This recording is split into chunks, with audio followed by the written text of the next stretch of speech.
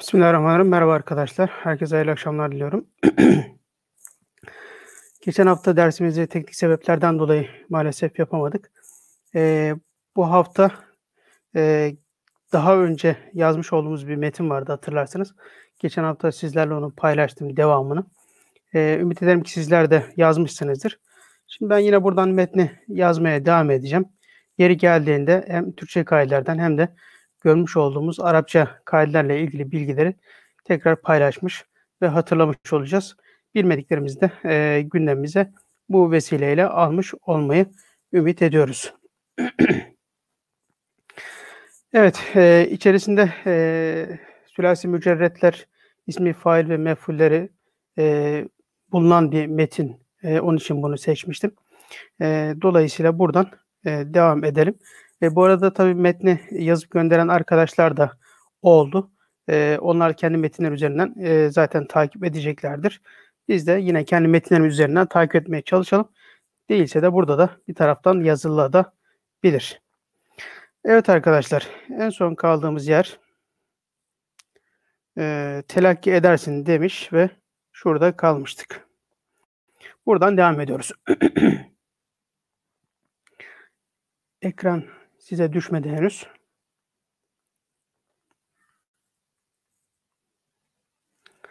Evet, telakki edersin ve bir memlekette, evet şimdi geldi ve bir, özür,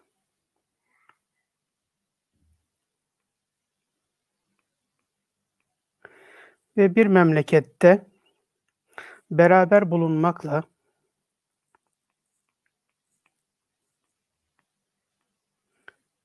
evet, beraber bulunmakla uhuvvetkârane,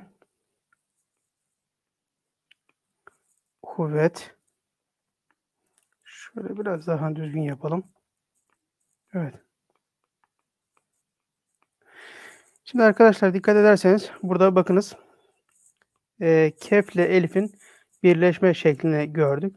El yazısında, rika, tabii diğerlerinde de böyle el yazısı biraz daha rika deyince el yazısı anlaşıldığından dolayı öyle söylüyorum. Kef ve elif'in birleşme şekli. Bu aslında burada şu var.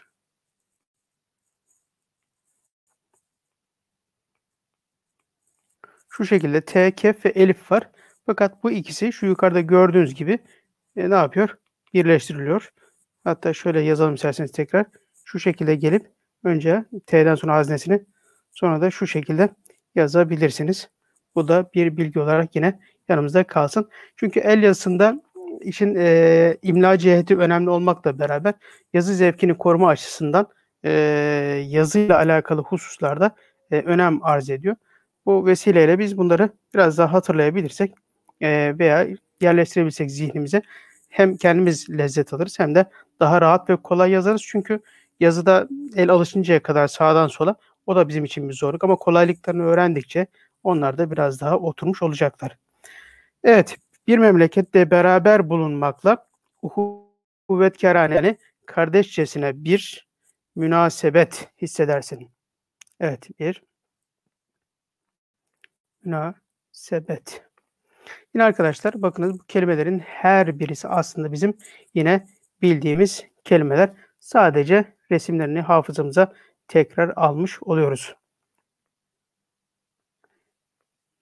His. Şöyle yapalım da. Evet. His eder kim? Sen. Dolayısıyla dikkat edin arkadaşlar. Şimdi ekranınıza gelecek. Münasebet his edersin. Kim eder? Sen edersin. Dolayısıyla burada sin derken ne olacak? Sondaki nazal nun olacak. Burada sen, siz bunlar önemli. Çünkü bunu kaçırırsak ne yapabiliriz? Sin, ye, nun yapabiliriz. Üçüncü tekil şahısa kayabilir. Evet. Halbuki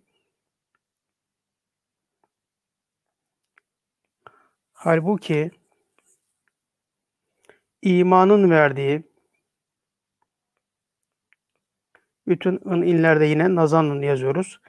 İmanın verdiği ve burada da vermek bakınız İlk hecelerdeki E sesleri bazen Y ile yazılır. Vermek de bunlardan bir tanesiydi hatırlayacağınız üzere. Verdiği nur ve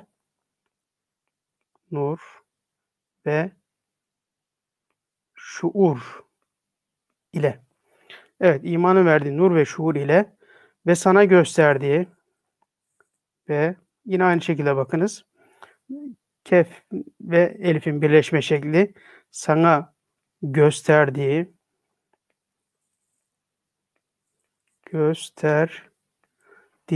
buralarda bir problem yok ve bildirdiği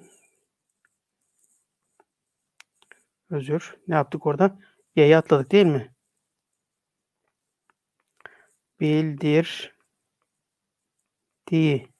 Bakınız bütün hem okutucu I sesini karşılayan Y harfi hem de eklerdeki diğer hususlar gelmiş oldu. Açık kapalı hecelerde işte okutucu gelip gelme meseleleri de yine bir taraftan zihnimizde durması gerekiyor. Esma-i ilahiye. Şurada bir tamlama var arkadaşlar. Bunlar ileride gelecek. Tamlamalarda tire I veya tire y şeklinde gelebiliyor. Osmanlı Türkçesinde mesela esma dediğimizde aslında Arapçada o eliften sonra şöyle şurada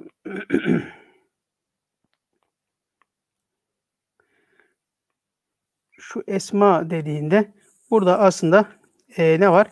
Hemze gözüküyor.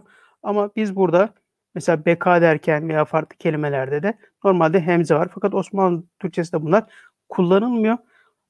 Kullanılmamakla beraber bunu yazdığımızda biz müstakil yazdığımızda esma diye şu şekilde yazıyoruz.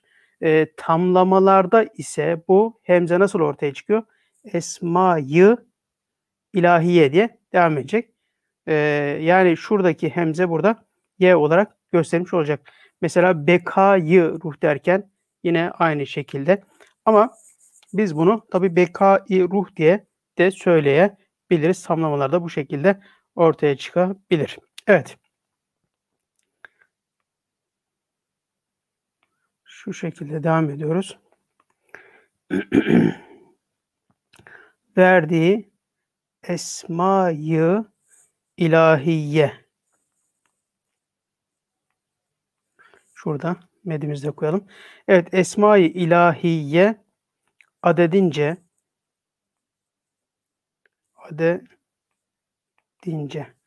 Evet, şuralarda bakın okutucu kullanmadık. Çünkü bunlar ince direkt kelimenin arkasına ilave edilen ekler. Esma-i ilahi adedince vahdet alakaları. Vahdet alakaları. Evet arkadaşlar burada bakınız alaka derken A sesi var ama Arapça bir kelime olmak hasebiyle ayın ile yazıyoruz. Tabi o kendi kalıbı içerisinde alaka diye. Burada şunu tekrar ediyorum. Hatırlatmakta fayda var. Biz telaffuz ederken, konuşurken eğer bunu doğru öğrenmişsek doğru telaffuz edebiliriz. Dolayısıyla alakaları diye düzgün söyler ve düzgün söyleyebilir isek de düzgün yazabiliriz. Alaka dediğimizde burada bir hani bu şapka takke işareti ne için kullanılıyor? İnceltme için kullanılıyor Türkçemizde şu an. Fakat bir taraftan da met yani uzatma için de kullanılıyor. Mesela katip diyoruz. Alaka diyoruz. Biz eğer bunları düzgün telaffuz edersek bu uzatmalarda elifi koyabiliriz. Bu tabi ayın olduğu meselesi yine hatırlatmakta fayda var. Biz kendi içimizden o telaffuzu yakalayabilirsek alaka ayın olduğunu hatırlayabiliriz. Ama bunu konuşurken tabi ne alaka diye konuşmak çok da doğru olmaz. Türkçe'de bugün nasıl konuşuyorsak o şekilde ifade edebiliriz. Ama yazmamıza kolaylık sağlar. Mesela bazı arkadaşlar da duyarsınız etrafınızda. Diline öyle yerleşmiştir. Ne alaka diye söylenebiliyor. Şimdi böyle söyleyen birisi için yani yazabilir belki ama bir zorluktur. Ama doğru telaffuz etmiş olsa idi daha rahat yazabilirdi. Özellikle kelimelere aşinalığımız henüz yok ise bu bizim için belirli bir hatırlatıcı unsur olabilir. Evet. Esma ilahiye yani ilahi isimler adedince vahdet yani birlik alakaları ve ittifak. Evet. Ve iftial kalıbıdır. Buna henüz gelmedik. İttifak rabıtaları. Bakın rabıtayı biliyoruz ama tı ile yazılma meselesi çok gündemimizde olmayabilir. Raptiye deriz, rabıta deriz, merbut deriz ama nasıl yazıldığı konusunda bir fikrimiz oluşmamış olabilir. Bu vesileyle bunlar biraz daha görsel hafızamıza inşallah yerleşecek. İttifak rabıtaları ve uhuvvet. Şuralarda dilerseniz şeddeler olabilir. Olmazsa da biz bunu bildiğimizden dolayı ne yapabiliriz? Kolay bir şekilde okuyabiliyoruz. İttifak rabıtaları ve uhuvvet münasebetleri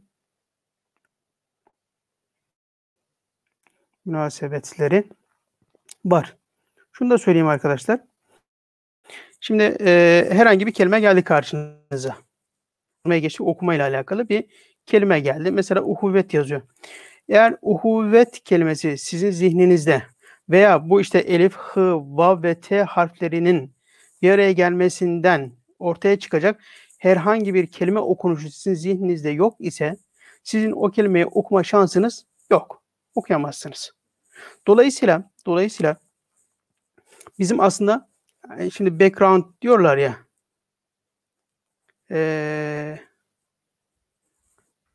nedir? Bu bizim geri planda biriktirdiğimiz o hafızamızda canlı olan şeyler olmazsa, kelimeler olmazsa bunları okuma şansımız arkadaşlar yok. Dolayısıyla nedir? Bu hani baştan beri söyleye geldiğimiz şu kelimelerin hepsi aşağı yukarı bizim zihnimizde nedir? Var. Dolayısıyla biz bunları ne yapıyoruz? Bir taraftan biriktiriyoruz ki daha rahat okuyabilelim. Dolayısıyla bir kelimeyle karşılaştığınızda hemen kütüphaneye müracaat etmek gerekiyor. O kütüphanede neler var? Biraz kurcalayalım. Muhakkak onun karşılığı olacaktır.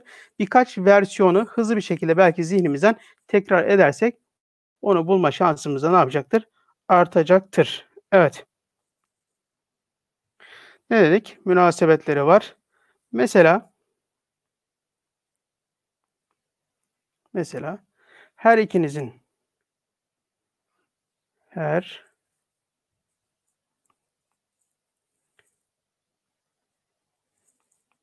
ikinizin bakınız burada iki derken ikiyi yazdık. Arkadan ikiniz. Sizin ikiniz olduğu için nazannun ve tamlama ini geldiği için arkasından da ikinizin şeklinde ne yaptı? Geldi. Evet. Her ikinizin. Şimdi geldik bakın ismi faillere arkadaşlar. Halikiniz. Hatırlayacaksınız. Halikiniz. Yani yaratıcınız, yaratan ismi fail. Bir. Virgülümüzü koyduk. Malik. Malikiniz. Bakınız. Malikiniz bir. Bunu şu şekilde de yazabilirdik arkadaşlar. Şöyle yapalım. Parantez. Malikiniz. Evet. Burada bakın keften sonra lam veya işte kef yani uzatmalı bir harf birleştiğinde ne yapıyor? Birincisi işte yuvarlanıp koyup ondan sonra diğer harfi devam ediyoruz ve üstüne keşidesini koyarak ne yapmış? Belirtmiş oluyoruz. Malikiniz bir, mabudunuz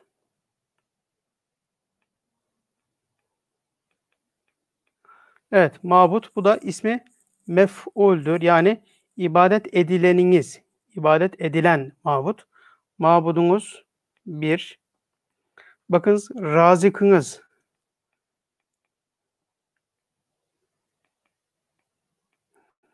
Razıkınız bir. Yani rızık. Bir bir. bir, bir, bine kadar,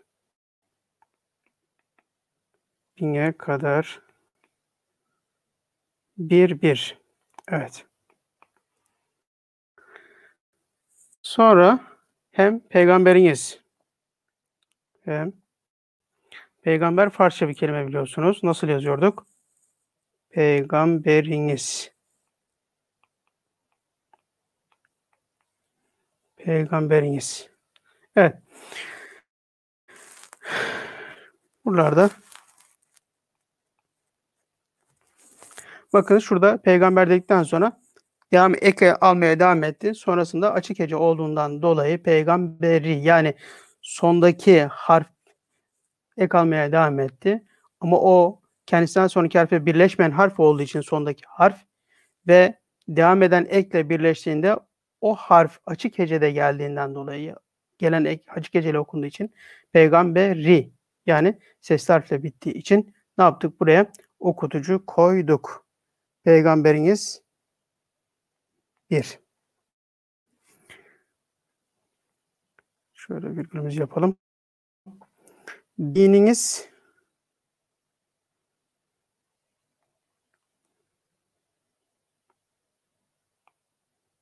özür.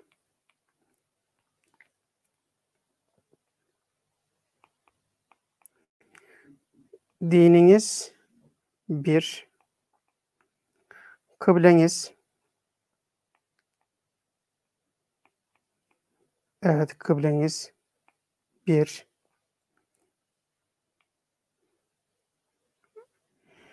Bir yüze kadar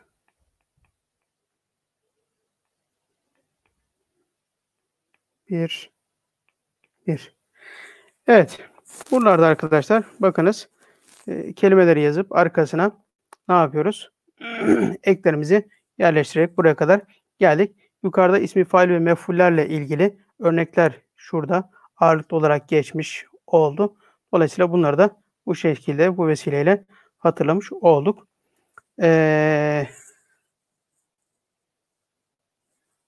Şöyle.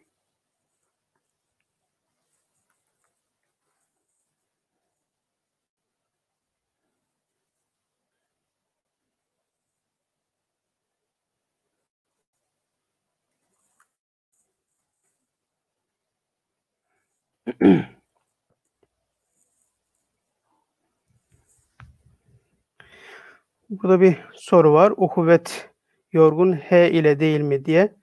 Evet, ona cevap verebilecek var mı yazanlardan? Ben bir taraftan devam ederken o konuyu bilenler konuşabilirler. Sonra ben söylerim. Gerçi ben yazdım buraya da. Sonra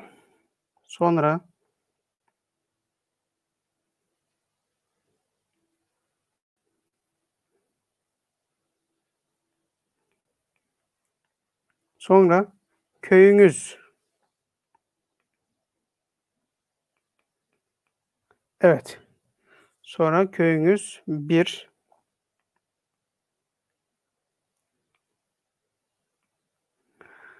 Devletiniz bir.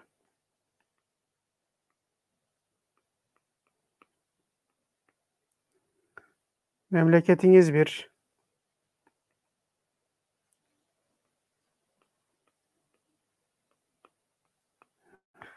Memleketiniz bir. Evet. Ona kadar.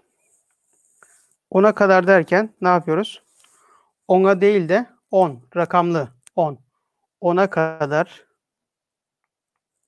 Ona kadar bir.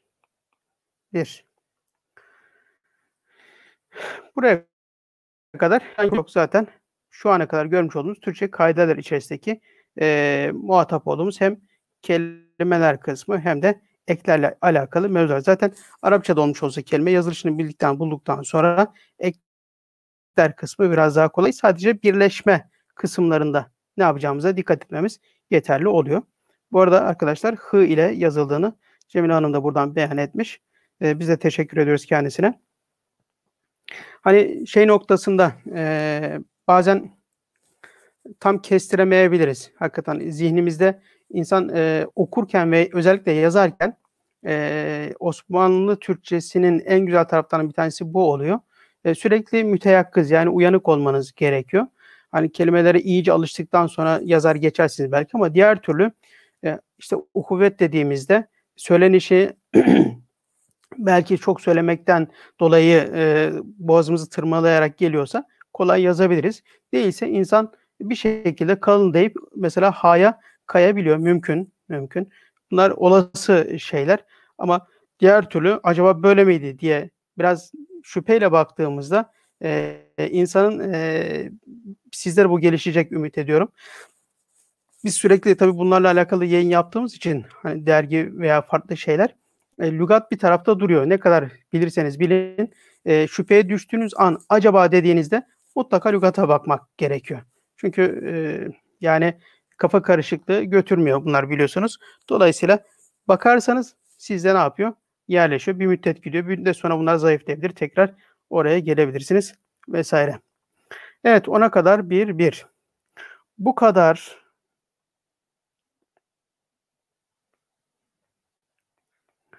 Bu kadar birler, birler. Bu şimdi birler çok geçti ya burada. Bunu bitirince ise unutmazsam bir şey yazayım. Onu hep beraber okuyabilirim. Mutlaka biliyorsunuz ama bakalım nasıl bir şey çıkacak ortaya. Bu kadar birler, vahdet ve tevhidi. Vahdet ve tevhidi. Evet. Vifak. Bakın fial, sülasi mücerret. Vahdet, faalet. Vifak ve ittifakı.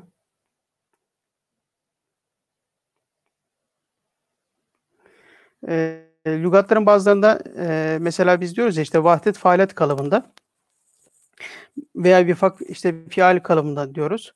Bakıyorsunuz şey var. Lügat şeye yönlendiriyor. Başka bununla alakalı fial demiyor da aynı kalıpta olan başka kelimeyle mesela söyleyebiliyor. Çünkü şu her birisi aynı kalıpta söylendiği için esas olan söyleyiş ve hareketlendirme kısmı. Vifak dediğimizde işte visali de mesela buradan çıkarabiliyorsunuz gibi. Vifak visal kalıbındadır diyebiliyor mesela. Evet. Vifak ve ittifakı, muhabbet ve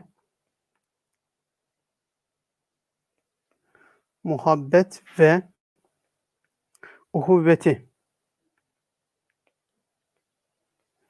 Uhuvveti, iktiza. Evet. Burada da bakın dat harfiyle. İktiza. Yani gerektirmek. Ettiği. Evet. Ettiği ve kainatı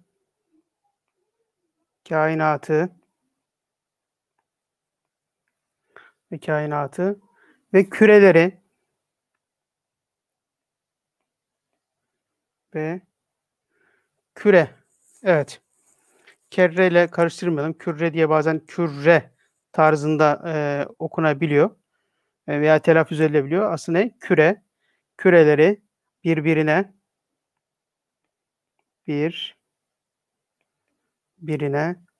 bağlayacak. Evet. Buralarda herhangi bir problemimiz yok.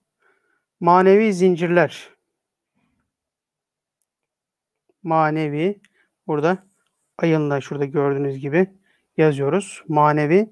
Zincir dediğimizde i sesi geliyor fakat zencir şeklinde yazıyor arkadaşlar. Şöyle zencirleri. Evet. Manevi zincirleri. Zincirlermiş. Manevi zincirler bulundukları halde. Bulundukları halde. Bazen terse geldiği için kalemin baskısından dolayı da tam şeyi ayarlayamayabiliyorum. Ama H genelde şu şekilde yapmak daha güzel. Yağmur damlasına benzetecek şekilde. Manevi zincirler bulundukları halde şikak ve nifaka. Bakınız. Şikak. Şak ikiye ayrılmaktan fial yine kalıbında. Şikak ve nifaka yine aynı kalıpta. Kin, kef, ye, nun şeklinde yazıyoruz arkadaşlar. Kin ve adavete.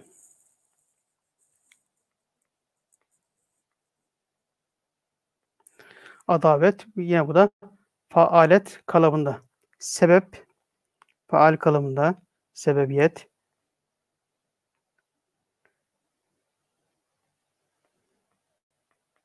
Evet, sebebiyet. İyyet de yine lıklık manası, sebeplilik, sebep olmaklık gibi mana veriyor. Sebebiyet veren, örümcek,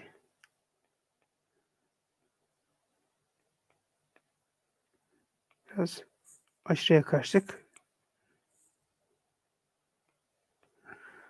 Örümcek ağı. Evet. Evet, örümcek ağı gibi hatırlayacaksınız. Baştaki A sesleri elifin üzerine med harfi koymakla yapılıyor idi. Örümcek ağı gibi ehemmiyetsiz. Ehemmiyetsiz. Evet. Ve sebatsız.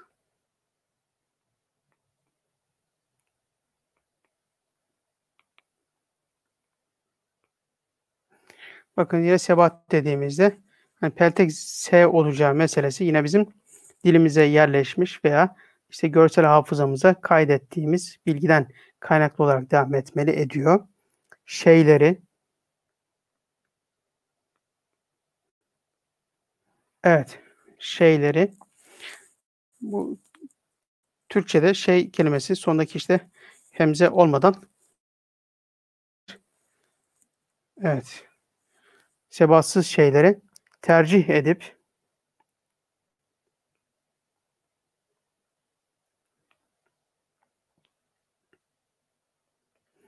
tercih edip hatırlayacaksınız. Bütün ipler vav b ile yazılıyordu. Ben böyle birleştirdim ama şöyle yazabilirsiniz biliyorsunuz. Edip yani vav b. Fakat sondaki vav b'ler bazen ne yapabiliyor? Şu şekilde birleşebiliyor. O da bilgi olarak yine bulunsun. Edip mümine karşı. Bakınız burada hemze vav üzerinde geldi. Mimdeki ötreden dolayı mümine karşı. Bugün bunu karşıyı bu şekilde yazıyoruz arkadaşlar. Fakat telaffuzundan dolayı Osmanlı'da ve belgelerde karşu şeklinde karşu bu tarza çoklukla karşılaşacaksınız. Biz bugün karşu demiyoruz, karşı diyoruz. Bu şekilde karşı da yazabiliriz. Gerçi mesela o dönemde içün kelimesi telaffuzu içün olduğu için elif, y, ç, vav, nun ile yazılıyor. Bugün biz için diyoruz ama yazarken içünü mesela koruyoruz. Burada da karşıyı böyle yazılmıştır. Dolayısıyla o dönemde yerleştiği için bu tarzda yazabiliriz denilebilir. Tabii buradaki bir kısım meseleler bu tarzdaki meseleler. Yoksa hani bazılarının dediği gibi Osmanlı Türkçesi imla oturmamış. Asla böyle bir şey yok. İmla çok net oturmuş. Bununla alakalı milyonlarca belge birikmiş, kitaplar yazılmış. Bu konuda problem yok. Fakat dil canlıdır biliyorsunuz. Yani dönem içerisinde bir kısım meseleler düzenlenebilir. Bir kısım meseleler alıp bu konuyla ilgili çalışmalar yapılabilir. Bu da zaman içerisinde inşallah bu konunun uzmanları bu işe eğiliklerinde ortaya çıkacaktır. Sadece şunu hani bilmek adına söylüyorum. Şuradaki kelimenin Osmanlı Türkçesi'de yazılışı belgelerde bu tarzda ama biz telaffuzumuza bugün karşı dediğimiz için bu şekilde yazmak daha kolay geliyor. Bunu okuyan da böyle daha rahat okuyabilir. Karşı dediğinde yani hafızasında olmadığından dolayı yani belki bocalayabilir ama karşı dediğinde bugün çocuk da anlayacaktır. Fakat belgeyle karşılaştığımızda ha bu neymiş dememek adına da böyle yazıldığını da ne yapmış bilmiş olalım. Evet, bunlarla alakalı farklı meseleler tabii yine var. Şimdi ben onlarla sizin kafanızı karıştırmayayım. Mümine karşı hakiki evet, hakiki adavet. Bakınız, faalet kalıbında yine düşmanlık manasına gelen bir kelime. Adavet etmek, adavet etmek ve kin bağlamak. Evet, kin bağlamak. Yine kafın biliyorsunuz noktaları arkaya eklemek suretiyle yazabiliyoruz. Ne kadar o rabıtayı vahdete, o rabıtayı. Bakınız, burada da yine tamlama var arkadaşlar. H ile bittiği için rabıta kelimesi H ile bittiğinden dolayı hani elifle bittiğinde arkasına tamlama için Y koyuyorduk ya. Burada da ne yapıyoruz? H'nin üzerine bir hemze koyuyoruz. Rabıta-i vahdete. Evet. Rabıta-i vahdete bir hürmetsizlik.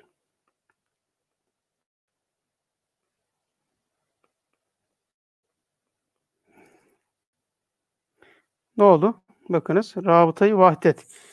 Hatırlayacaksınız. Nasıl yapıyorduk? Rabıta-i vahdet. Burada bir ayrıntıyı ne söylemiş olduk? H ile biten kelimelerde eğer tamlama ise o H'nin üzerine birinci kelimede ne yapıyoruz? Hemze koyarak tamlama yaptığımızı gösteriyoruz. Ve bütün tamlamalarda nasıl yapıyorduk arkadaşlar? Mana verirken baştan sona doğru. Rabıta bağ demek, vahdet birlik demek. Rabıta-i vahdet demek, birlik bağı. Yani sondan başa doğru mana veriyor idik. Hürmetsizlik ve o esbabı muhabbete. O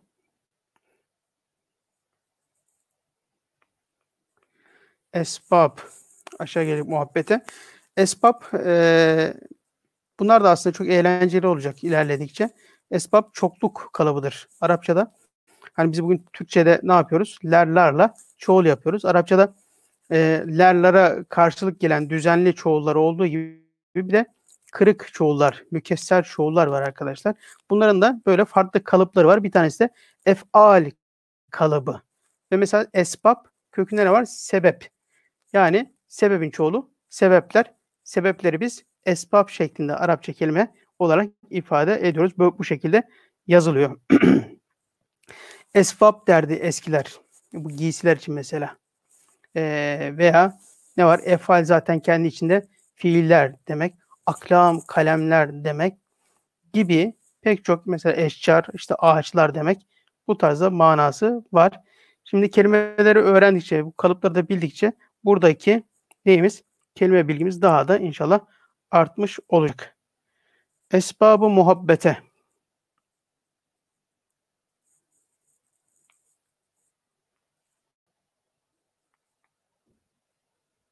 Evet. Esbabı muhabbete karşı. Şöyle mi yazalım? Karşı bir istihfaf.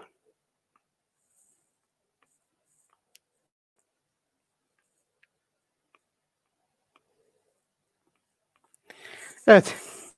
Burada arkadaşlar bakınız, güzel şeylerden bir tanesi de budur. Belki istihfafı duymuşuzdur ama mana cihetiyle bilemeyebiliriz. Nereden geliyor falan. Halbuki ileride gördüğümüzde daha rahat bir hale gelecek ama içerisinde şöyle baktığımızda işte H, F, F'yi görebiliriz. Ve dolayısıyla hafif kelimesi bizde çağrışım yapabilir ve istihfafın yani bu hafif ve dolayısıyla bu kalıba girdiğinde hafife almakla alakalı bir manası olduğunu daha ilk bakıştan çözme imkanına da sahip olabiliriz. Özellikle bunu bildikten sonra yazmak da zaten çok daha kolay hale gelebiliyor. İstihfaf ve o Münasebat-ı uhuvvete. Evet. Münasebat.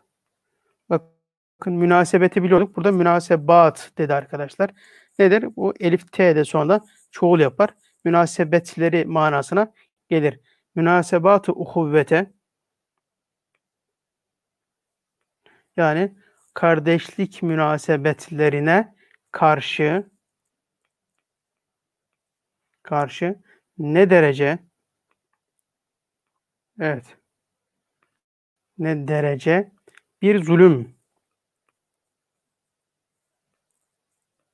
Bakın fuul kalıbında biz bugün zulüm diyoruz ama aslında zulm, yani fuul kalıbında, yani lamda mimde cezimli gibi zulm. Ama biz bugün telaffuzumuzda, Türkçemizde bazı kelimeleri, onun gibi farklı kelimeler de var biliyorsunuz, zulüm diye. Mesela ilm demiyoruz da ilim gibi söylüyoruz. Biz hep ilim ilim veya zulüm zulüm diye söylediğimiz için belki dilimize böyle yerleşip farklı yazılama noktasına gidebilir zihnen elimiz. Bunun kalıbını, full kalıbından olduğunu bilmeklikleri konuyu çok daha ne yapabiliriz? Rahat çözebiliriz. Bir zulüm ve itisaf ve itisaf. Yine bu da zulümle alakalı bir kelime olduğunu,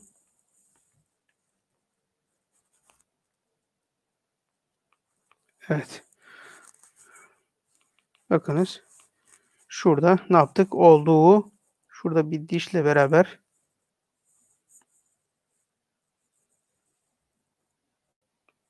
şu şekilde göstermiş olduk.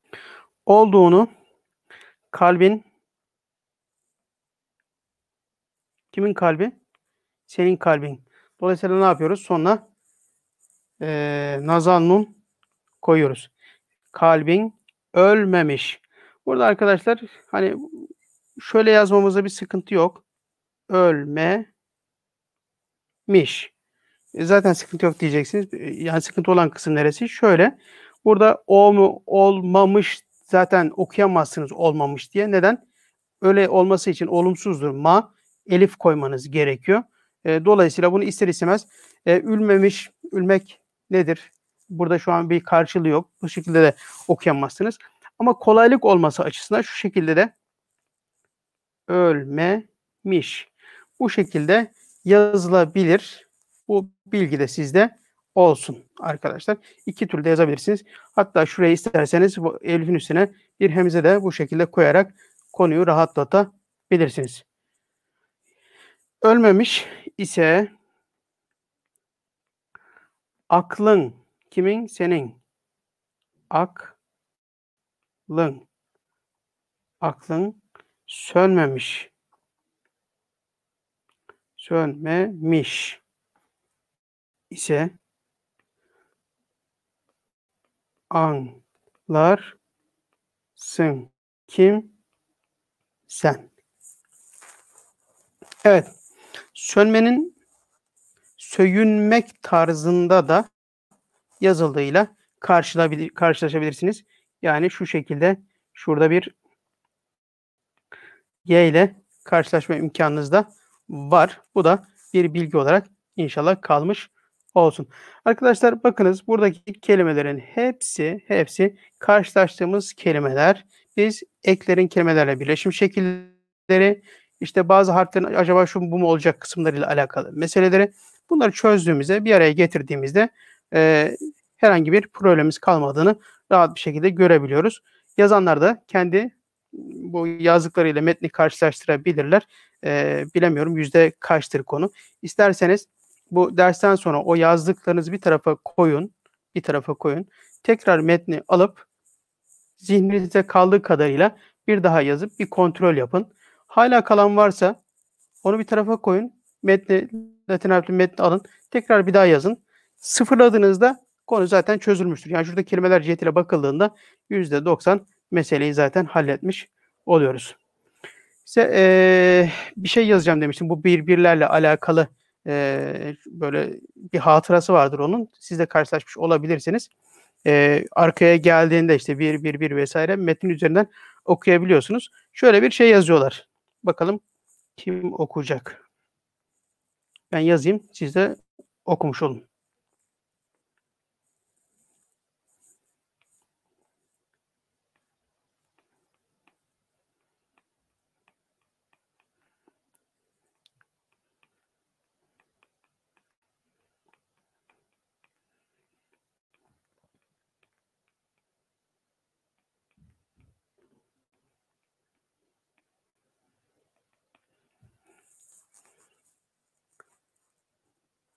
Evet. Bakalım kim hızlı okuyacak, kimler okumuş olacak. Hatta şurada bir eksik de yaptım aslında. Ama böyle de olur.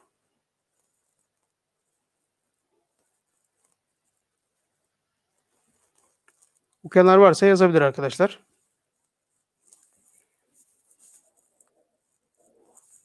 Evet. Bir berber, bir berbere gel beraber. Bir berber dükkanı açalım demiş. Bire berber kısmını unutmuştum arkadaşlar aslında.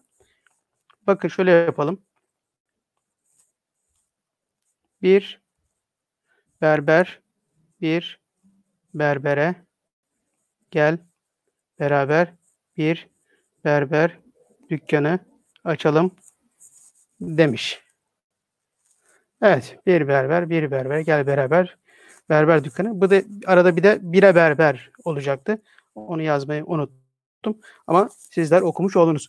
Bakınız bakıldığında karma karışık gibi gözükebiliyor ama aslında birazcık baktığımızda biraz matematik çözmek gibi ve biraz da böyle bulmaca çözmek gibi rahat bir şekilde ne yapılabiliyor? Çözülebiliyor. Eyvallah. Demek ki hayat sınavı devam ediyor. Sınavda çıkan bazen karşımıza başka şekillerde gelebiliyor. Yazarken matbudan Rika'ya geçtiğimizde yazıya alışabilmek için ne önerirsiniz? Arkadaşlar burada en önemli şey pratik yapma meselesi. Yani bu işin kolay tarafı bir ya yazılmış bir yazıyı alacaksınız, ona benzetmeye çalışarak siz yapmaya çalışacaksınız. İki, bunun pratik ya filigranlı tarzda, daha doğrusu hani yoğunluğu azaltılmış yazılar var. Üzerinden geçerek yazabilirsiniz. Veya bir yazı koyup üzerine boş bir kağıt koyup bunun üzerinden geçebilirsiniz. Yani elinizin alışması için bu pratikleri yapmak durumundasınız. En kolayı, tabii şeyleri de bu arada söylemekte fayda var.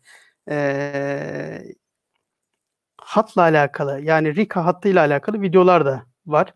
Osmanlıcaeğitim.com üzerinde bunları görebilirsiniz. Orada harflerin başlangıç şekilleri. Yani mesela biz her yazacağımızda, her dediğimizde ben bu şekilde yazıyorum ama bakınız nereden başlıyorum? Diyorum ki şöyle, şuraya gelecek, buradan buraya. Birisi bunu kalkıp şöyle yapabilir. Yapamayacağım ben şimdi ama işte şu şekilde gelebilir mesela. Değil. Biz bunun nereden başlayıp nereden bittiğiyle alakalı kısmı bir o tarzdaki videoları hızlıca bir gözlemleyip görüp arkasından da hazır bir metni taklit ederek yani ya karşımıza alıp veya üzerine koyup işte boş bir kağıda geçecek şekilde çözülebilir. Burada en sıkıntılı gibi gözüken kısım matbudan el yazısına geçtiğimizde istif meselesi arkadaşlar.